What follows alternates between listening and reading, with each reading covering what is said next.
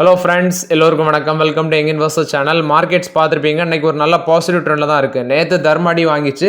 So நேற்று எனக்கு 3.5% கிட்ட, ஆக்சுவலி 3% கிட்ட நெகட்டிவில் தான் போர்ட்ஃபோலியோ லாஸ்ட்டு க்ளோஸ் ஆகிருக்குது. ஆனால் இன்றைக்கி வந்து பார்த்தீங்கன்னா அது கொஞ்சம் ரிகவர் ஆகிருக்கு. ஒரு 1.5%, 1.70% கிட்ட பாசிட்டிவில் தான் இருக்குது போர்ட்ஃபோலியோ.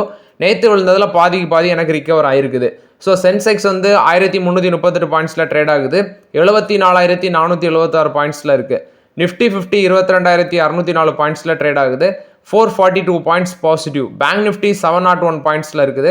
50,561 பாயிண்ட்ஸில் பேங்க் நிஃப்டி ட்ரேட் ஆகுது. ஸோ இது போக பேங்கிங் ஸ்டாக்ஸ் எடுத்து பார்க்கும்போது பேங்க் நிஃப்டியில் ஸ்டேட் பேங்க் ஆஃப் இந்தியா 3% பாசிட்டிவில் இருக்கிறாங்க. ஆக்சிஸ் பேங்க் ஒரு 2.5% positive. Bank of Baroda, IDFC First Bank, Canara Bank இதெல்லாம் 2.5% பாசிட்டிவில் இருக்குது. இது போக Punjab National Bank, AU Small Finance Bank, HDFC Bank, Kotak Mahindra Bank, ICICI Bank, IndusInd Bank, Federal bank இது எல்லாமே பாசிட்டிவ் ட்ரெண்டில் இருக்குது. என்னோட ஃபெடரல் பேங்க் வாங்கலாமா அப்படின்னு சொல்லி ஒரு நண்பர் கேட்டார். பட் ஃபெடரல் பேங்கோட புக் வேல்யூவோட கொஞ்சம் அதிகமாக தான் இருக்குது.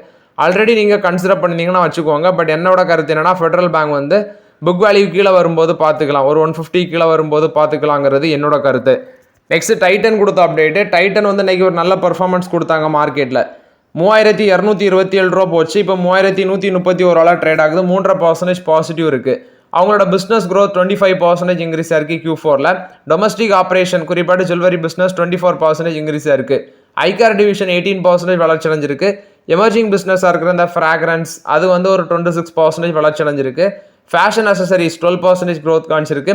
தனேராவோட சேல்ஸ் ஒரு 4% விழுந்திருக்குன்னு சொல்கிறாங்க. கேரட் லைன் அது வந்து 22% இன்க்ரீஸ் ஆயிருக்கு. ஒரு நல்ல ஹெல்த்தி க்ரோத் காமிச்சிருக்கு. ரீட்டைல் நெட்வொர்க் வந்து பார்த்தீங்கன்னா 72 ஸ்டோர்ஸ் வந்து எக்ஸ்பேண்ட் பண்ணியிருக்காங்க. 3312 ஸ்டோர்ஸாக இருக்குது. இது டைட்டன் கொடுத்த Q4 பிஸ்னஸ் அப்டேட். அந்த பேஸில் இன்றைக்கி நல்ல பெர்ஃபார்மன்ஸில் இருக்குது stock. Mostly gold sector stocks குறிப்பாட்டு கல்யாண் ஜுவல்லர்ஸ், சென்கோ இந்த மாதிரிப்பட்ட ஸ்டாக்ஸ் எல்லாமே ஒரு பாசிட்டிவ் ட்ரெண்டில் தான் இருந்துச்சு. கல்யாண் ஜுவல்லர்ஸ் 505 போச்சு. கடைசியில் இப்போ 493 ட்ரேட் ஆகுது. ஸோ ஓவர்லாட்டு கோல்டு ஸ்டாக்ஸ் எல்லாமே இன்றைக்கி வந்து பெர்ஃபார்மன்ஸ் நல்லா தான் மார்க்கெட்டில் கொடுத்துருந்துச்சு. நெக்ஸ்ட் மஹேந்திரா அண்ட் மஹேந்திரா அவங்களோட டோட்டல் ப்ரொடக்ஷன் சொல்லியிருக்கிறாங்க மார்ச்சில். ஸோ 23.5% இன்க்ரீஸ் ஆயிருக்குது. 88,701 யூனிட்ஸ் பண்ணியிருக்கிறாங்க. சேல்ஸ் 19.3% இன்க்ரீஸ் ஆயிருக்கு. எக்ஸ்போர்ட் 163.4% இன்க்ரீஸ் ஆயிருக்குன்னு சொல்கிறாங்க. இது வந்து மஹேந்திரா அண்ட் மஹேந்திரா கொடுத்த சேல்ஸ் அப்டேட்டு. அது மட்டும் இல்லாமல் மஹேந்திரா அண்ட் மஹேந்திரா ஒரு ஹோலி ஓன் சப்சிடரியை வந்து இன்கார்பரேட் பண்ணியிருக்கிறாங்க. மஹேந்திரா அட்வான்ஸ் டெக்னாலஜிஸ் மும்பையில் தான் இன்கார்பரேட் பண்ணியிருக்காங்க. ஸோ ஓவரால் இது மஹேந்திரா கொடுத்த update. Next Bharat electronics. Actually இந்த ஸ்டாக் என்கிட்ட இருக்குது. இன்றைக்கி ஒரு 4% மேலே போனாங்க. இவங்களுக்கு டிஃபென்ஸ் மினிஸ்ட்ரிட்டு வந்து 2210 கோடி ஆர்டர் கிடச்சிருக்குது. என்ன அப்படின்னு சொல்லி பார்க்கும்போது EW seat for MI-17V5 helicopter வந்து இந்தியன் ஏர்ஃபோர்ஸுக்கு சப்ளை பண்ணுறதுக்கு தான். ஸோ 2210 கோடி ஒர்த் ஆஃப் ஆர்டர் கிடச்சிருக்கு. அடுத்தது ரேடார் வார்னிங் ரிசீவர், இந்த மாதிரிப்பட்ட மிசைல் அப்ரோச் வார்னிங் சிஸ்டம், இந்த மாதிரிப்பட்ட டிஃபென்ஸ் டீல் கிடச்சிருக்கு டிஃபென்ஸ் மினிஸ்ட்ரிட்டு. அந்த பேசிஸில் பாரத் எலக்ட்ரானிக்ஸுக்கு ஒரு பாசிட்டிவ் அப்டேட்டாக இருக்குது. ஸோ இன்றைக்கி ஒரு நல்ல பர்ஃபார்மன்ஸ் தான் மார்க்கெட்டில் பண்ணுது. பட் ஆக்சுவலி என்கிட்ட அந்த ஸ்டாக் இருக்குது. நெக்ஸ்ட் ஹேவல்ஸ் இந்தியாவோட லைலாட் அவங்க கொடுத்த அப்டேட். அவங்க என்ன சொல்கிறாங்கன்னா, அந்த ப்ரீமியம் லக்ஸரியா கலெக்ஷன் வந்து நாங்கள் இன்ட்ரடியூஸ் பண்ணுறோம். இது மூலமாக air conditioner models, consumer durables இதை வந்து இன்க்ரீஸ் பண்ணுறாங்க. ஏன்னா இப்போ டிமாண்ட் அதிகரிக்குது. குறிப்பாட்டு பார்த்தீங்கன்னா அந்த ஏசி டிமாண்ட் வந்து ரொம்பவே அதிகரிக்குது. ஸோ அதோட மேனுஃபேக்சரிங் கெப்பாசிட்டியை கிலோத் அண்ட் ஸ்ரீ சிட்டி பிளான்ட்ஸில் வந்து அதிகரிக்கிறாங்க. ஸோ ஒரு வருஷத்துக்கு வந்து 3 மில்லியன் ஏசி பர் ஆனம் மட்டும் அதை இன்க்ரீஸ் பண்ணுறாங்க. ஸோ என்ன தேவை அதிகரிக்கிறதுனால இந்த ப்ரீமியமில் சுப்பீரியர் குவாலிட்டி அண்ட் டிசைன் பிராண்டில் வந்து கொண்டு வராங்க. இது ஹேவல்ஸ் இந்தியாவோட லைலாட் கொடுத்த அப்டேட்டு.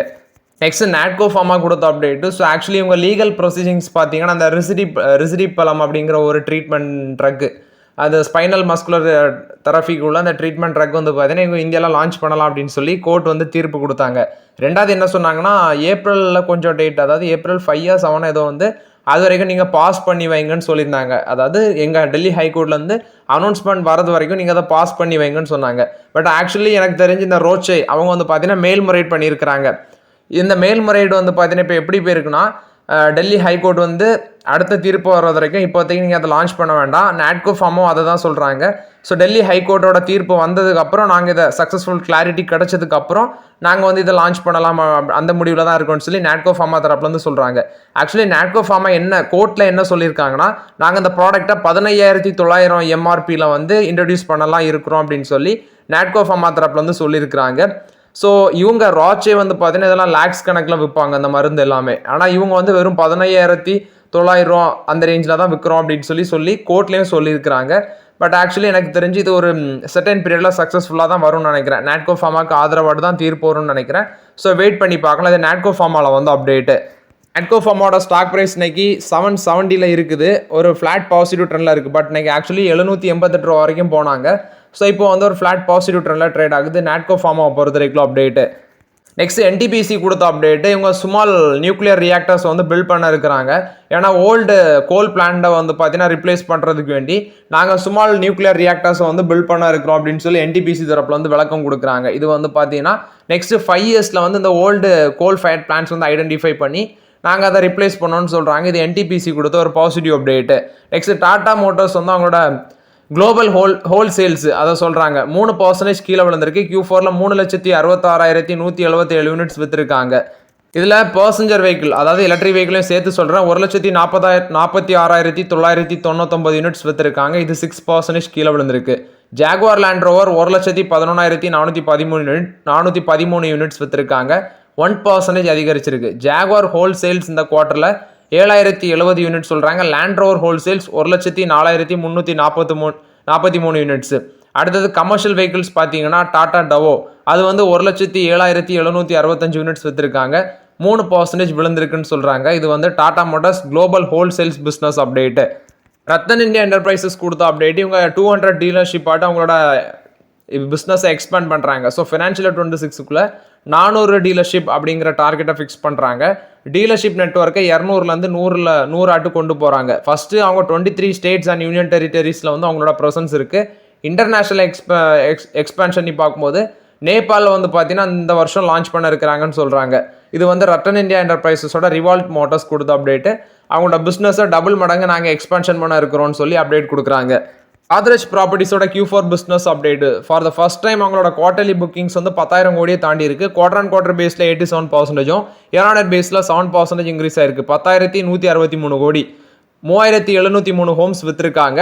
புக்கிங் வேல்யூ 5,000 கோடியாக இருக்குது. கண்டினியூஸாக 7th கன்சிக்யூட்டிவ் குவார்டர் ஆட்டு. ஃபினான்ஷியல் 25க்கான புக்கிங் வேல்யூ 31% இயர் பேஸில் இன்க்ரீஸ் ஆயிருக்கு. 29,444 கோடி, 15,302 ஹோம்ஸ் வந்து இந்த ஃபினான்ஷியல் 25ல விற்றுருக்காங்க. Highest ever volume, highest ever booking வேல்யூன்னு சொல்கிறாங்க. ஸோ இது வந்து பார்த்தீங்கன்னா கோத்ரேஜ் ப்ராப்பர்ட்டிஸ் கொடுத்த ஒரு பாசிட்டிவ் அப்டேட்டு. நெக்ஸ்ட் நீ பார்த்தீங்கன்னா இந்தியன் ஆயில் கார்பரேஷன் கொடுத்த அப்டேட்டு. இவங்க வந்து பார்த்தீங்கன்னா ஒடிசா ஸ்டேட்டில் அதாவது ஒடிசா கவர்மெண்ட்டோட ஒரு மெமரம் ஆஃப் அண்டர்ஸ்டாண்டிங் போட்டிருக்காங்க. 61,000 crores டுவெல் ஃபீல்டு கிராக்கர் வந்து செட்டப் பண்ண இருக்கிறாங்க. ஸோ இது மூலமாட்டு 1.5 மில்லியன் டன்ஸ் பர் இயர் வந்து ப்ரொடக்ஷன் பண்ணலாம். இந்த டுவெல் ஃபீல்டு நாப்ததா கிராக்கர் இது வந்து பார்த்தீங்கன்னா பாரடிப் ரிஃபைனரியில் வந்து ஈஸ்டர்ன் ஒடிசா ஸ்டேட்டில் வந்து மேனுஃபேக்சர் பண்ண இருக்கிறோம் அப்படின்னு சொல்லி அப்டேட் கொடுக்குறாங்க. இந்தியன் ஆயில் கார்பரேஷன் தான் 610 பில்லியன் ருபீஸ் வந்து இன்வெஸ்ட்மெண்ட் பண்ணுறாங்க.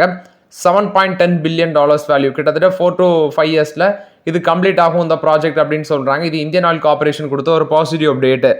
Next Ola electric. இதில் வந்து பார்த்தீங்கன்னா பயங்கரமாட்டு என்ட்ரி லெவல்லேருந்து கீழே வரைக்கும் பார்த்தீங்கன்னா இதில் பிரச்சனை இருக்குது ஓலா எலக்ட்ரிக்கில். அதனால தான் இப்போதைக்கு நம்ம ஓலா எலக்ட்ரிக் ஷேர் தொடரதில்லை. இதில் என்ன இப்போ ஒரு எகென்ஸ்ட் ஒரு பிரச்சனைனா வந்து இவங்களோட சேல்ஸ் ஃபிகரும் இவங்க விற்றதுக்கான எந்த எவிடன்ஸும் இல்லைன்னு ஒரு பிரச்சனை வந்துச்சு.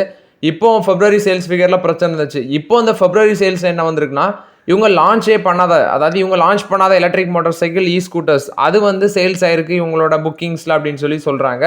ஸோ இது ஓலா எலக்ட்ரிக்கில் வந்து அப்டேட்டு. அது இல்லாமல் இவங்களோட மார்க்கெட் ஷேர் பார்த்தீங்கன்னா குறையுது. இதுவும் இன்வெஸ்டர்ஸ் கான்ஃபிடன்ஸை வந்து இறக்குது. அதாவது இவங்களோட February சேல்ஸில் வந்து பார்த்தீங்கன்னா இவங்க இன்ட்ரடியூஸ் பண்ணாத வெஹிக்கிள் வந்து இவங்க மூலமாட்டு விற்றுருக்காங்க அப்படின்னு சொல்லி இப்போ ஒரு புது பிரச்சனை வந்திருக்கு. இது ஓலா எலக்ட்ரிக்கில் வந்து அப்டேட்டு. நெக்ஸ்ட் பார்த்தீங்கன்னா குளோபல் நியூஸஸ் நிறையா இருக்குது. ஸோ ஃபஸ்ட்டு பார்த்தீங்கன்னா இந்த சைனா யூஎஸ்ஏக்கு இடையில ட்ரேட் வார். ஃபஸ்ட்டு சைனாக்கு மேலே யூஎஸ்ஏ இது வரி போட்டாங்க, டேரிஃப் போட்டாங்க. அடுத்தது பார்த்தீங்கன்னா சைனாவும் அதுக்கு ரியாக்ட் பண்ணாங்க 34%. யூஎஸ்ஏவோட ட்ரம்ப் இப்போ என்ன சொல்கிறாருன்னா நீங்கள் வந்து அந்த 34% ரிமூவ் பண்ணல அப்படின்னா நீங்கள் வந்து இன்னொரு 50% டேரிஃப் வந்து உங்கள் மேலே போடுவேன் அப்படின்னு சொல்லி ட்ரம்ப் வந்து அப்டேட் கொடுத்துருக்காங்க. But actually United states USA எப்படி ரியாக்ட் பண்ணுறாங்களோ அதுக்கு பதிலாட்டு பார்த்தீங்கன்னா சைனாவும் ரியாக்ட் பண்ணுறாங்க. இவங்க டேரிஃப் போட்டால் அவங்களும் டேரிஃப் பதிலுக்கு போடுறாங்க. நெக்ஸ்ட் யூரோப்பியன் கமிஷன் வந்து ப்ரப்போஸ் பண்ணுறது 25% கவுண்டர் டேரிஃப் வந்து பார்த்தீங்கன்னா சில யூஎஸ் இம்போர்ட்டுக்கு மேலே போட போகிறாங்க. அது May 16 எஃபெக்டிவ் வருதுன்னு சொல்கிறாங்க. சரி, இது ஒரு ப்ராப்ளம் போயிட்டுருக்கு. அடுத்தது ட்ரம்ப் இப்போ நம்ம இந்தியன் இவி கார்ஸுக்கு வந்து பார்த்தீங்கன்னா அதாவது அமெரிக்காலேருந்து இப்போ ஃபார் எக்ஸாம்பிள் டெஸ்ட்ல அமெரிக்காலேருந்து இங்கே இந்தியாவுக்கு வருது. அந்த மாதிரி கார்ஸுக்கு எல்லாமே 0 டேரிஃப் வேணும்னு சொல்லி ட்ரம்ப் கேட்குறாரு. நம்ம வந்து என்ன பண்ணியிருக்கோம் 110% இருந்ததை 15% குறைச்சிருக்கோம். இப்போ இதை தொடர்ந்து யூரோப்பியன் யூனியன் என்ன பண்ணிட்டாங்கன்னா எங்களுக்கும் நீங்கள் ஜீரோ டேரிஃப் கொடுங்க, அதாவது அந்த நாட்டிலேருந்து வர கார்ஸுக்கும் ஜீரோ டேரிஃப் கொடுங்க அப்படின்னு சொல்லி அமெரிக்காவுக்கு அப்புறம் இவங்களும் இப்போ கோரிக்கை வைக்க ஆரம்பிச்சிருக்காங்க. இது வந்து பார்த்தீங்கன்னா ஃபஸ்ட்டே நம்ம விட்டு கொடுத்துருக்கூடாது. இது வந்து நம்ம டொமஸ்டிக் கார் கம்பெனிஸை சேவ் பண்ண முடியாது. இப்படியெல்லாம் பண்ணோன்னா இவங்க சொல்கிறது எங்களுக்கு 10% குறைங்கன்னு சொல்லி இவங்க கேட்குறாங்க யூரோப்பியன் யூனியன்.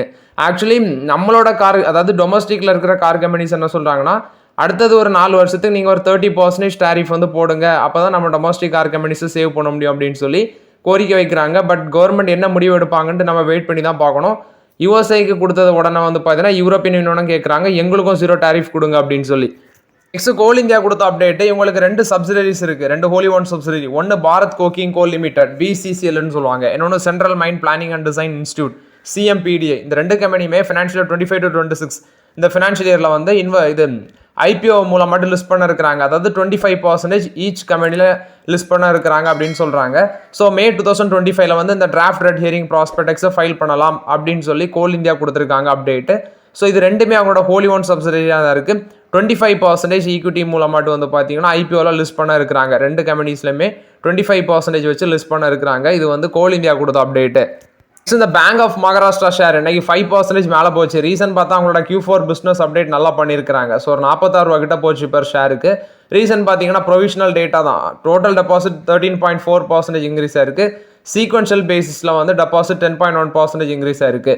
அடுத்தது அவங்களோட அட்வான்சஸ் 2.4 lakh crore இருக்குது, 17.8% growth. லோன் growth ஒரு 5% இன்க்ரீஸ் ஆயிருக்கு. Current account savings account deposit 14.6% increase ஆயிருக்குன்னு சொல்கிறாங்க. அடுத்தது பார்த்தீங்கன்னா காசா அது 1.63 lakh crore இருக்குது. ஸோ ஓவர்லாட்டு இந்த business update Q4 business update நல்லா இருந்த பேசிஸில் பேங்க் ஆஃப் மகாராஷ்டிரா ஸ்டாக்ஸ் வந்து இன்றைக்கி ஒரு நல்ல பர்ஃபார்மன்ஸ் கொடுத்துருக்கு மார்க்கெட்டில். Next Mazagon docks builders. Actually இன்றைக்கி இவங்க வந்து பார்த்தீங்கன்னா April 8 இன்ட்ரீம் டிவிடெண்ட் அனௌன்ஸ் பண்ண இருக்கிறாங்க மேசகான் டாக்ஸி பில்டர்ஸ். நெக்ஸ்ட் வந்து ஸ்ரீராம் ஃபினான்ஸ். இவங்க வந்து RBI லைசன்ஸ் வேண்டி எதிர்பார்க்குறாங்க. இந்த கவர்மெண்ட் டெப்டை வந்து அண்டர்ரைட் பண்ணுறதுக்கு வேண்டி பார்த்தீங்கன்னா இவங்க RBI லைசன்ஸ் எதிர்பார்த்து இருக்கிறாங்க. ஸோ இது வந்து பார்த்தீங்கன்னா ஸ்ரீராம் ஃபினான்ஸ் கொடுத்த அப்டேட்டு. AWL அக்ரி பிஸ்னஸ், அதாவது Adani Wilmar agri business limited, AWL agri business limited.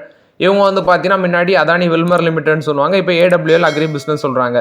இவங்க வெஸ்ட் பெங்காலில் 2 சோப் கொண்டு வந்திருக்காங்க, அலைஃப் காந்தராஜ், இன்னொன்று வந்து நீம் சோப். இப்படி 2 சோப் கொண்டு வந்திருக்காங்க, வெஸ்ட் பெங்காலில் இன்ட்ரடியூஸ் பண்ணியிருக்காங்க. இது அதானி வில்மர், இப்போ வந்து AWL அக்ரி பிஸ்னஸ்ன்னு சொல்கிறாங்க. நெக்ஸ்ட் எஸ் பேங்க் கொடுத்த அப்டேட்டு, அவங்களோட போர்ட் மீட்டிங் April 19 வச்சிருக்காங்க. ஸோ ஓவர்லாட்டு எஸ் பேங்கோட ரிசல்ட்ஸும் April 19 தான் வருது. So I think state bank of India hold பண்ணுற ஸ்டேக்கை வந்து எஸ் பேங்க்கில் state bank of India hold பண்ணுற ஸ்டேக்கை விரைவில் அந்த ஜப்பானை சேர்ந்த மிஸ்டுபி ஃபினான்ஷியல் குரூப் அக்யூசிஷன் பண்ணுறோன்னு தான் நான் எக்ஸ்பெக்ட் பண்ணுறேன். நெக்ஸ்ட் ஆப்பிள் வந்து பார்த்தீங்கன்னா ஒரு $640 billion வந்து எரோஷன் ஆயிருக்கு 3 daysல. இது வந்து Nifty 50ல் லிஸ்டட் ஆகிருக்கிற மார்க்கெட் கேப்லேஷன் ஸ்டாக், அதாவது Nifty 50ல் லிஸ்ட் ஆகிருக்க ஸ்டாக்ஸோட 4 பெரிய கம்பெனிஸோட மார்க்கெட் கேப்லேஷன் கூட கம்பேர் பண்ண முடியாது. ஏன்னா HDFC பேங்க் $189 billion மார்க்கெட் கேப்லேஷன் இருக்குது. ரிலையன்ஸ் இண்டஸ்ட்ரீஸுக்கு $183 billion மார்க்கெட் கேப்லேஷன் இருக்குது. TCSக்கு $137 billion, பாரதி ஏர்டெல் $111 billion. ஆப்பிளுக்கு 25% இந்த ஃபினான்ஷியல் 25ல் மட்டும், அதாவது 2025 மட்டும் 25% மேலே கிராஷ் ஆயிருக்கு. இதுக்கு பல ரீசன்ஸ் இருக்குது.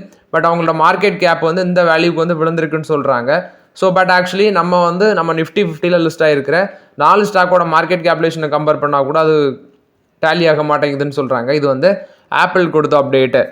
ஸோ ஓகே ஃப்ரெண்ட்ஸ், ஆக்சுவலி இந்த வீடியோவில் சில இம்பார்ட்டன்ட் அப்டேட்ஸ் எல்லாமே டிஸ்கஸ் பண்ணோம். அந்த வீடியோ உங்களுக்கு பயனுள்ளதாக இருந்துச்சுன்னா லைக் பண்ணுங்கள், சப்ஸ்கிரைப் பண்ணுங்கள், கமெண்ட் பண்ணுங்கள். Okay friends, thank you.